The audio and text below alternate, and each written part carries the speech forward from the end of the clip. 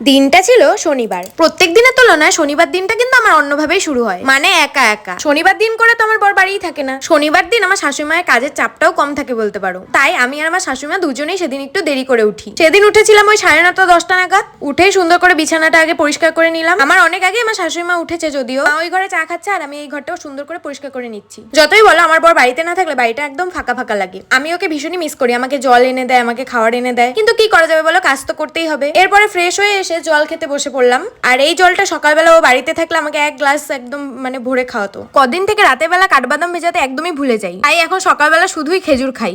এখন দেখো মা চা খাচ্ছে আর আমি সুন্দর করে খেজুরটা ধুয়ে বসে বসে দুজনে গল্প করছি আর খাচ্ছিলাম। আর আমরা শাশুড়ি বৌমা মিলে কিন্তু দারুণ গল্প করি। এখন আমরা দুজন বসে গল্প করছি আর মা গল্প করতে করতে ওদিকে রান্নাও করছে। শনিবার সকালবেলা আমরা দুজন ডালিয়াই খাই। অনেক রকম সবজি দিয়ে ডালিয়াটা বানিয়েছে, দারুণ হয়েছিল খেতে। আজকে দুপুরের মেনুতে ছিল সাদা ভাত, ডাল, পনির আর বাঁধাকপির ঘন্ট। তারপর তোমাদের অনেক কিছু শেয়ার করা হয়নি। রাতের বেলা আমার দিদি, জামাইবাবু আর আমার ভাগ্নি এসেছিল। আর এই যে এটা হলো আমার ভাগ্নি, ও কিন্তু ভীষণই সুইট আর এখনকার বাচ্চাদের তুলনায় একদমই দুষ্টুমি করে না। ওর একটা জিনিস আমার ভীষণ ভালো লাগে, ওর অনেক জানার ইচ্ছে। ও সবাইকে অনেক রকম কোশ্চেন করে। এইখানে আমি ওর নাম জিজ্ঞাসা করছিলাম। আর এই যে অনেকক্ষণ থাকার পরে তারপরে দিদি জামাইবাবুরা চলে গেল। নিজেদের লোক আসলে কিন্তু সেই ভালো লাগে বলো। অনেক গল্প হলো, মজা হলো। আমি ওদের রাতে খেয়েও যেতে বললাম, খেলো না। আর দিদি আর জিজু দেখো কত ফল এনেছে আমার জন্য। তারপর রাতে আমার বর একটু ফ্রাইড রাইস খাবে বলছিল, যে গরম করেছে। আমার তো রান্না করতে একদমই ভালো লাগে না, শুধু বর খেতে চেয়েছে বলে ভুল হবে, আমারও ভীষণ খেতে ইচ্ছে করছিল। তাই সব রেডি করছিলাম আর বর এখানে বসেছিল। আমি বলেছিলাম যে তুমি এখানে বসে থাকো, নাহলে আমি একা একা রান্না করবো না। তাই এখানে বসে বসে ও ইয়ারকি মারছিল, আমি ওর সাথে একটু ইয়ারকি মারছিলাম। ফ্রাইড রাইস করার জন্য সমস্ত কিছু কেটে বেছে একদম ধুয়ে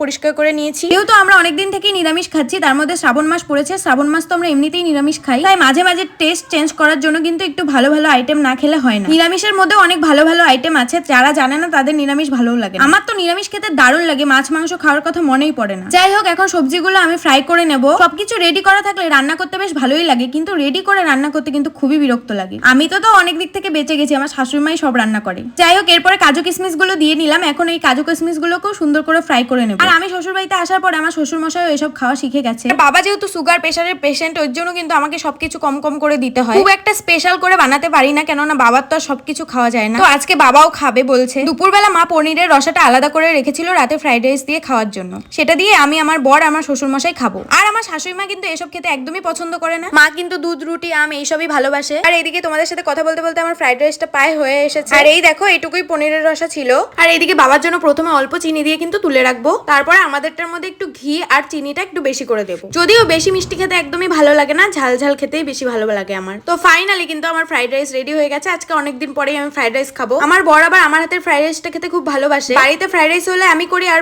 পোলাও হলে ও করে। তো ব্লগটা কেমন লাগলো জানিও। Tata, by.